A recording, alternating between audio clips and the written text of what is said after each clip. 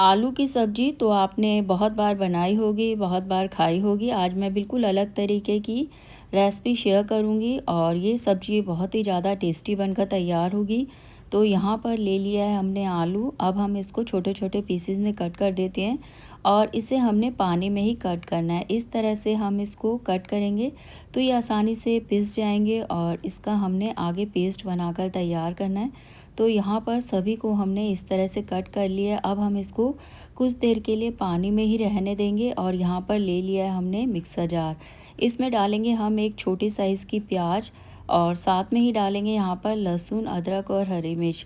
तो यहाँ पर इसमें 7-8 लहसुन की कलियाँ, थोड़ा सा अदरक और 2 हरी मिर्च ली हैं।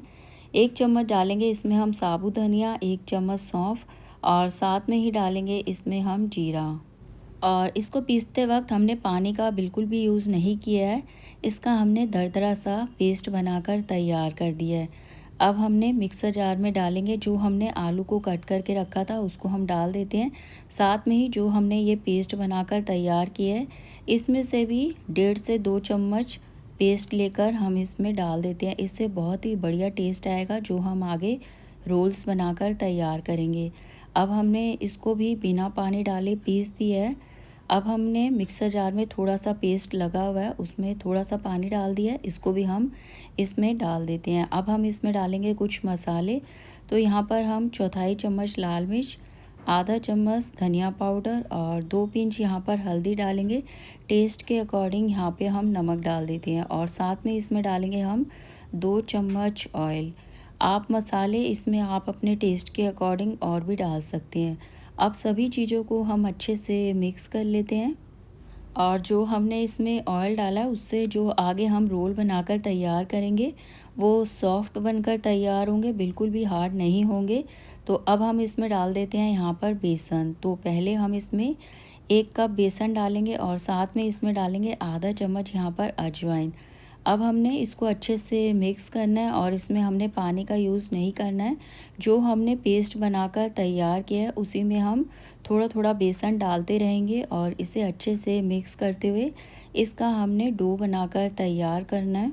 अब इसका हमने डो बनाकर तैयार कर दिया है और इसको बनाने में यहाँ पर हमने 2 कप बेसन का यूज़ किया था। अब हमने इसको कुछ देर के लिए रेस्ट पे भी रख दिया था।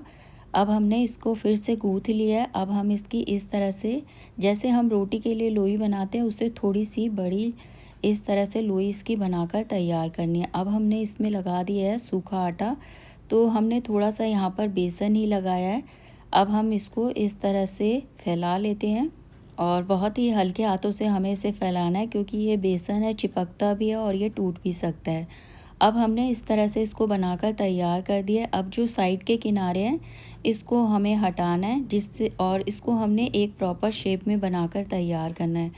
तो अब हम इसके जो साइड के किनारे हैं उसको हटा लेंगे और इसको बनाने में कोई परेशानी नहीं होती है, बहुत ही आसानी से आप इसे बनाकर तैयार कर सकते हैं। अब हमने जो इसके चारों किनारे हैं उनको हटा लिया है और जो इसके किनारे निकले हैं उसको हम उसी डो में मिक्स कर देंगे।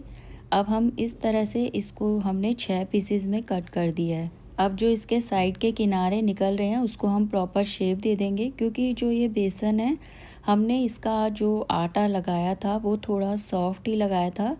तो ये इस तरह से हमने इसको बनाकर तैयार कर दिया। अब इसके ऊपर हमने यहाँ पर पनीर रख दिया है।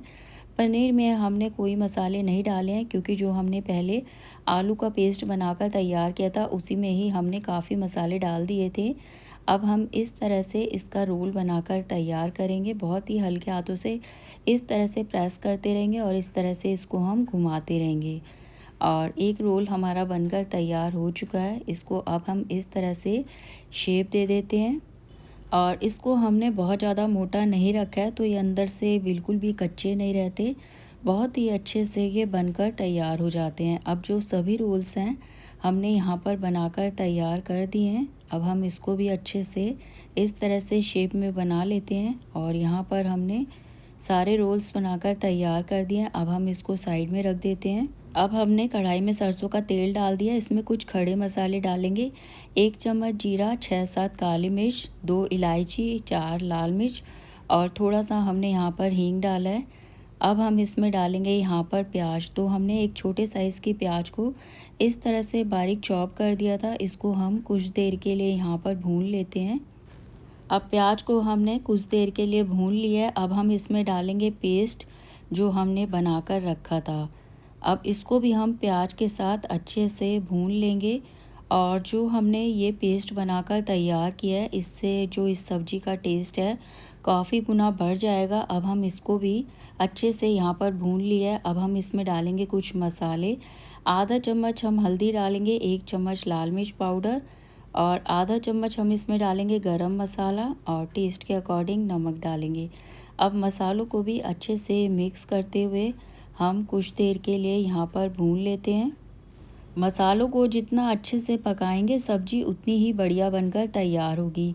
अब हम इसमें डालेंगे यहाँ पर टमाटर का पेस्ट। तो हमने 2 टमाटर का पेस्ट बनाकर तैयार किया था, उसको इसमें हमने डाल दिया है। अब हम इसको अच्छे से मिक्स कर देते हैं और जो ये टमाटर है इसको हमने अच्छे से पकाना है। तो हम इसको कुछ देर के लिए कवर करके रख देंगे, जिससे कि जो ये हमने पेस्ट डाला है वो अच्छे से पक जाएगा। तो हमने यहाँ पर इसको कुछ देर के लिए पका लिया है और जो ये टमाटर का पेस्ट है बहुत ही अच्छे से यहाँ पर पक चुका है। और अब हम इसमें डालेंगे यहाँ पर दही। तो हमने यहाँ पर 2 चम्मच दही लिया है, इसको हम इसमें डाल देते हैं। क्योंकि इस सब्ज़ी में हमने बेसन का भी यूज़ किया है, बेसन की सब्ज़ी में थोड़ा सा दही डाल देंगे तो जो सब्ज़ी का टेस्ट है काफ़ी गुना बढ़ जाएगा। तो अब हम दही को मसालों में अच्छे से मिक्स कर लेते हैं। बस यहाँ पर इस बात का ध्यान रखना है, जो दही लेना है हमें ज़्यादा खट्टा नहीं होना चाहिए। अब हम इसको भी कुछ देर के लिए यहाँ पर कवर करके रख देते हैं। अब जो दही है वो भी मसालों में अच्छे से मिक्स हो चुका है। मसाले बहुत ही अच्छे से पक चुके हैं। अब हम इसमें डालेंगे यहाँ पर पानी। सब्जी को जैसा गाढ़ा या पतला रखना है आप उसी हिसाब से इसमें पानी डाल सकते हैं। तो हम यहाँ पर इसमें 1.5 गिलास पानी डाल देते हैं और पानी डालकर इसे हम अच्छे से मिक्स कर लेंगे। और जो हमने रोल्स बनाकर तैयार किए थे उसको हमने स्टीम करना है। तो यहाँ पर पहले हम इसको इस तरह से अच्छे से मिक्स कर देते हैं। अब जो रोल्स हमने बनाकर तैयार किए थे उसको हम इस पर रख देते हैं।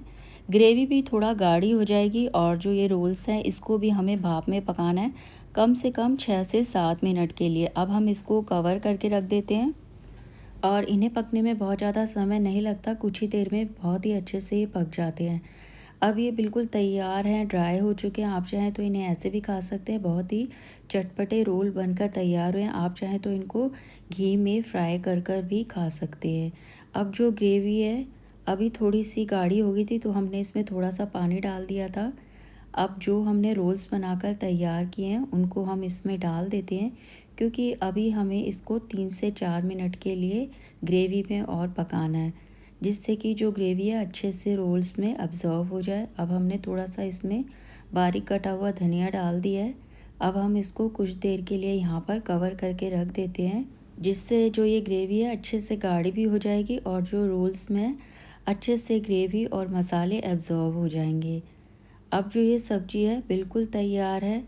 आप इसे रोटी, पराठा, पूरी, चावल के साथ खा सकते हैं। बहुत ही टेस्टी बनकर तैयार हुई है और जो रोल्स हैं वो भी अच्छे से सॉफ्ट हो चुके हैं। आप भी एक बार इस तरह से ये रेसिपी बनाकर देखिएगा। ये रेसिपी आपको बहुत ज़्यादा पसंद आएगी। कच्चे आलू और बेसन से जो ये सब्ज़ी बनकर तैयार हुई है बहुत ही ज़्यादा टेस्टी बनकर तैयार हुई है। देखने में थोड़ा मुश्किल लगती है पर इसको बनाना बहुत ही आसान है। अब हम इसको सर्व कर लेते हैं। अगर आपको ये रेसिपी अच्छी लगी हो तो वीडियो को लाइक, शेयर, सब्सक्राइब कीजिएगा। कमेंट में बताइएगा कि आपको ये रेसिपी कैसी लगी। और जो हमने इसमें मसाले डाले थे उससे तो इस सब्ज़ी का टेस्ट काफ़ी गुना बढ़ गया है। और बिल्कुल इसी तरह से अगर आप सब्ज़ी बनाकर तैयार करेंगे तो जो ये सब्ज़ी बनकर तैयार होगी एक ही बार में बिल्कुल परफेक्ट बनकर तैयार होगी। और जो ये रोल्स बनकर तैयार हुए हैं ये भी बिल्कुल सॉफ्ट बनकर तैयार हुए हैं। जो इसमें हमने पनीर डाला था वो भी अच्छे से इसमें सेट हो गया है। फिर मिलते हैं ऐसी ही कुछ नई सी टेस्टी सी रेसिपी के साथ। Thanks for watching.